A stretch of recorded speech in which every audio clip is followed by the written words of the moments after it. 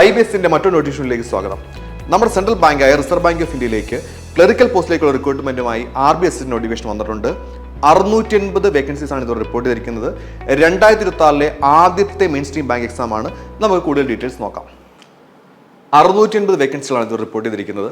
ഇതിന്റെ selection process വെച്ചാൽ 3 ലെവലാണ്. ഒരു പ്രിലിമിനറി എക്സാമിനേഷൻ, ഒരു മെയിൻ എക്സാമിനേഷൻ, അതിനുശേഷം ഒരു LPT ഉണ്ടായിരിക്കും. നമുക്ക് ഇത് കൺട്രി വൈഡ് വേക്കൻസി ആണ് 680 പറഞ്ഞെങ്കിൽ തന്നെയും നമുക്ക് സ്റ്റേറ്റ് വൈഡ് ആയിട്ടായിരിക്കും നമുക്ക് അപ്ലൈ ചെയ്യാൻ പറ്റുന്നത്. നമ്മൾ അപ്ലൈ ചെയ്യുന്ന സ്റ്റേറ്റിൻ്റെ ഒഫീഷ്യൽ ലാംഗ്വേജ് നമ്മൾ അറിഞ്ഞിരിക്കണം. അതിനാണ് ഈ 3ാമത്തെ ലെവൽ LPT നിർബന്ധമായിട്ടുള്ളത്. അപ്പോൾ നമുക്കറിയാം, നമുക്ക് ഇന്ത്യയിൽ ഇന്ന് നടക്കുന്ന ബാങ്ക് എക്സാംസിൽ ഏറ്റവും ടോപ്പ് എക്സാം എന്ന് പറഞ്ഞാൽ RBI ഗ്രേഡ് B ആണ്. RBI ഗ്രേഡ് Bയുടെ എന്ന് വെച്ചാൽ നമുക്ക് phase 1, phase 2 പിന്നെ ഇൻ്റർവ്യൂ ആണ്. ഇവിടെ നമുക്ക് എന്താണ് ഇൻ്റർവ്യൂ ഇല്ല, പകരം എന്താണ് പ്രിലിമിനറി എക്സാമിനേഷൻ, മെയിൻ എക്സാമിനേഷനും അതിനുശേഷം ഒരു LPT നിർബന്ധമായിട്ട് നമ്മൾ അറ്റൻഡ് ചെയ്തിരിക്കണം.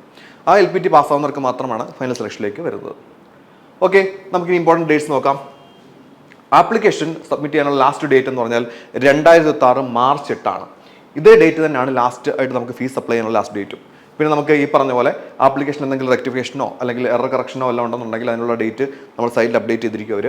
പിന്നീട് നമുക്കൊരു ടെൻറ്റേറ്റീവ് പ്രിലിമിനറി എക്സാമിനേഷൻ്റെ ഒരു ടൈം എന്ന് പറഞ്ഞു കഴിഞ്ഞാൽ 2026 ഏപ്രിൽ 11 നമുക്ക് പ്രിലിമിനറി എക്സാമിനേഷൻ നടക്കുന്നു എന്നാണ് അവർ പറയുന്നത്.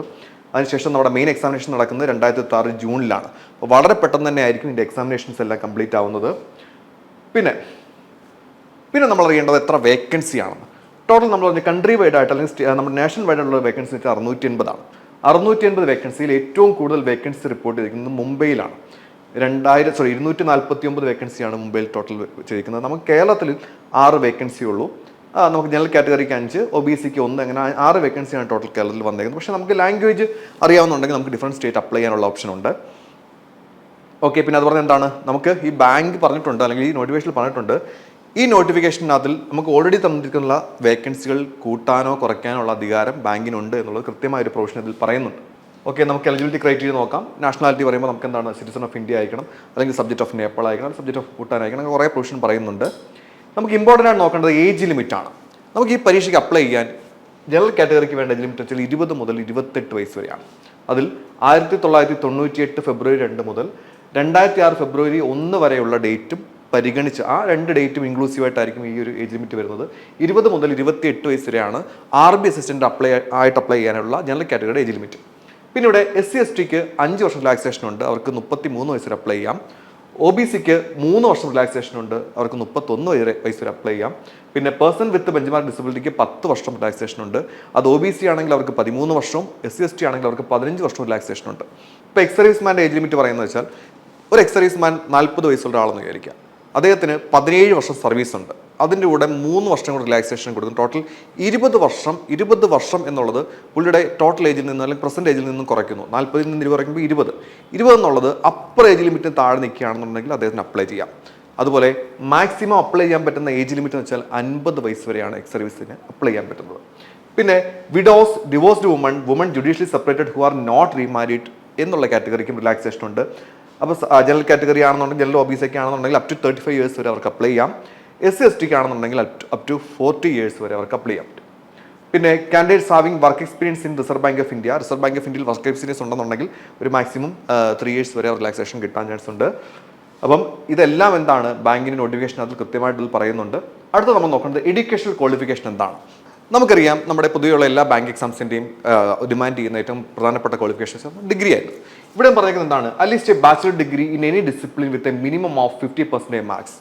ഇവിടെ ഒരു പെർസെൻറ്റേജ് പറയുന്നത് 50% മാർക്കോട് കൂടി നിങ്ങൾ എന്താണ് ഒരു ബാച്ചിലർ ഡിഗ്രി ഉണ്ടായിരിക്കണം എന്നുള്ളത് മാത്രമാണ് എഡ്യൂക്കേഷൻ ക്വാളിഫിക്കേഷൻ്റെ ക്രൈറ്റീരിയ പറയുന്നത്. നമുക്കറിയാം RBI ഗ്രേഡ് B പോലുള്ള പരീക്ഷയ്ക്ക് എന്താണ് 60% പാസ് മാർക്ക് ഡിമാൻഡ് ചെയ്യുന്നു. സാധാരണഗതിയിൽ നമുക്ക് SBI IBPS പോലുള്ള പരീക്ഷയ്ക്കൊന്നും അങ്ങനെ പാസ് മാർക്ക് അല്ലെങ്കിൽ പെർസെൻറ്റേജ് ഓഫ് മാർക്ക് ഒന്നും ഡിമാൻഡ് ചെയ്യുന്നില്ലെങ്കിൽ തന്നെയും RBIയിൽ ഇവിടെ അസിസ്റ്റൻ്റ് ആവണമെങ്കിൽ എന്താണ് 50% മിനിമം പാസ് മാർക്ക് വേണം എന്നാണ് പറയുന്നത്. പിന്നെ ഈ പറഞ്ഞ പോലെ ഇവിടെ നമുക്ക് SC ST PWD കാൻഡിഡേറ്റ്സിന് ജസ്റ്റ് പാസ്സായാലും മതി.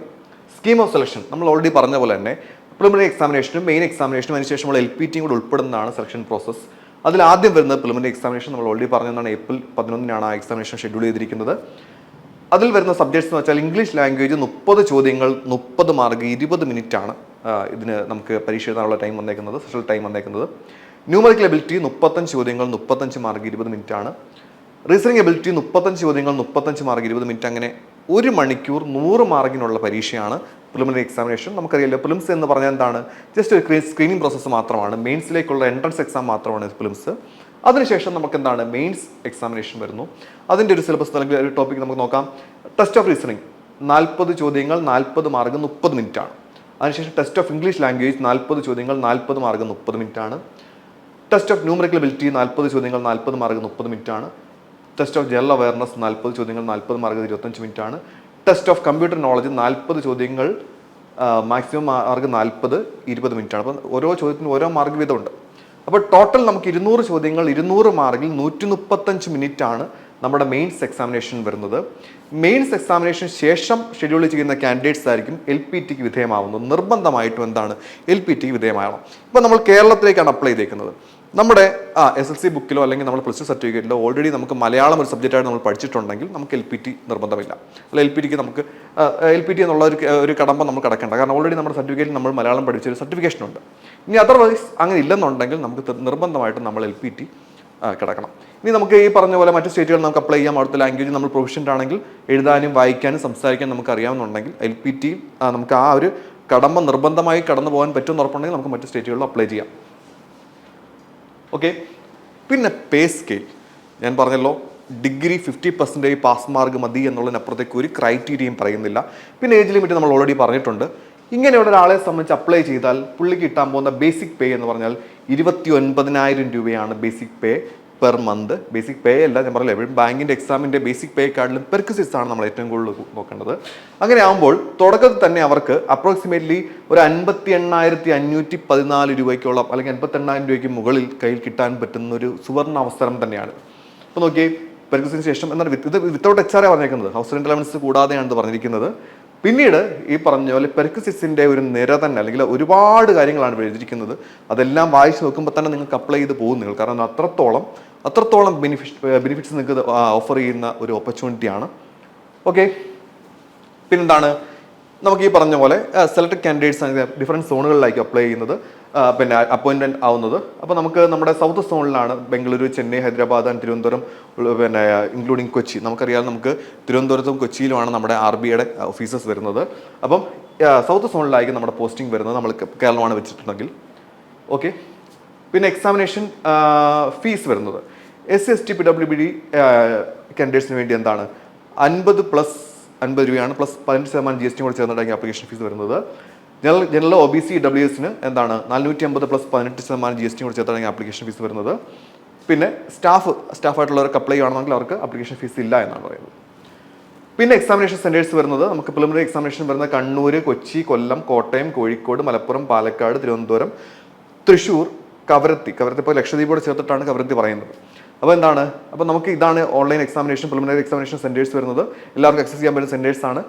മെയിൻ എക്സാമിനേഷൻ ആകുമ്പോഴത്തേക്ക് കൊച്ചി, കൊല്ലം, കോട്ടയം, കോഴിക്കോട്, തിരുവനന്തപുരം, തൃശ്ശൂർ, കവരത്തി, ഇതാണ് മെയിൻ എക്സാമിനേഷൻ സെൻറ്റേഴ്സ്. അപ്പോൾ ഇതാണ് നമ്മുടെ ഈ ഒരു നോട്ടിഫിക്കേഷൻ്റെ ബ്രീഫ് ഡീറ്റെയിൽസ്. ഞാൻ പറഞ്ഞല്ലോ, RBI എന്ന് പറയുന്ന ഒരു ബ്രാൻഡിൻ്റെ ഭാഗമാകാൻ കഴിയുന്ന ഏറ്റവും മികച്ചൊരു ഓപ്പർച്യൂണിറ്റിയാണ്. 680 വേക്കൻസിയാണ് നാഷണൽ വൈഡ് ആയിട്ട് വന്നിരിക്കുന്നത്. നമുക്കറിയാമല്ലോ, നമ്മൾ ആലോചിച്ച് നോക്കി, നമ്മൾ RBIയുടെ ആ ഒരു ID കാർഡൊക്കെ ഇട്ടുകൊണ്ട് നമ്മൾ തീർച്ചയായിട്ടും ആ ജോലിക്കൊക്കെ പോകുന്നത് ആലോചിച്ച് നോക്കണം. അങ്ങനെയൊക്കെ നമ്മൾ കാണണം ആ ഒരു സ്വപ്നമൊക്കെ. അപ്പം ഏറ്റവും പ്രധാനപ്പെട്ട കാര്യം, ഒരു ഡിഗ്രി ഹോൾഡർ ആണെന്നുണ്ടെങ്കിൽ നിങ്ങൾക്ക് 50% പാസ് മാർക്ക് ഉണ്ടെങ്കിൽ നിങ്ങൾക്ക് അപ്ലൈ ചെയ്യാം. അപ്പം തീർച്ചയായിട്ടും അടിക്കാതെ വേക്കൻസിയുടെ എണ്ണമൊന്നും നമ്മൾ നോക്കേണ്ട കാര്യമില്ല. കാരണം നമുക്ക് വേണ്ട ഒരേ ഒരു വേക്കൻസിയാണ്.